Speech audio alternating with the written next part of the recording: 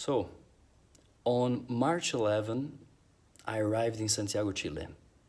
And some days after, just some days after, the Brazilian airspace closed and I was stuck in Chile. Everything changed, and at that moment, my plans, my future were postponed. And actually, that feeling is the same as the one that I'm having today, actually. We don't know what's going on with the world, and we don't know what's going to happen in the future.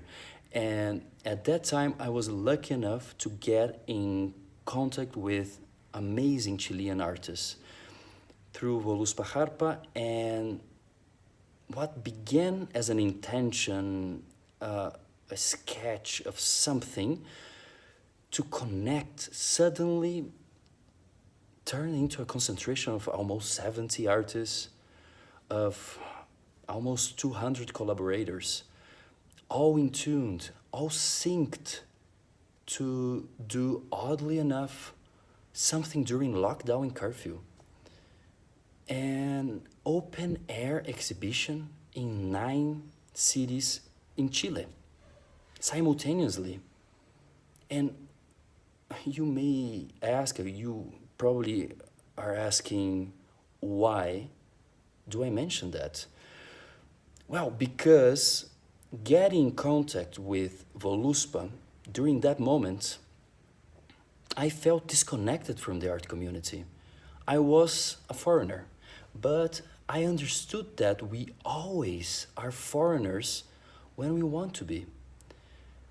And at that moment, I thought to myself, I told me about, and I remembered that old saying that if a tree falls in the forest and no one is around to hear it, does it make a sound? And if I made a sound, would someone hear me? Was I hearing the sound that people were making around me? And I understood that you don't hear it if you don't want to. And that sound from Chile produced a reverberance. It echoed through the bodies of other human beings, and we shouldn't be or feel foreigners into the human realm. We should be connected through these reverberances. At least I didn't feel disconnected only because of this basic feeling that I may call the reverberation of solidarity. So here I am before you asking for this one thing. If everything changed, and it's changing right now, at this right moment, if the future is different, every single day, why don't we shape it as we want it to be? And if it's difficult to do that, why don't we do this one thing to add solidarity to our future lives? Yes, this is a subtle affirmation of solidarity. This is something that I want for the state of art to come, and it can be invisible.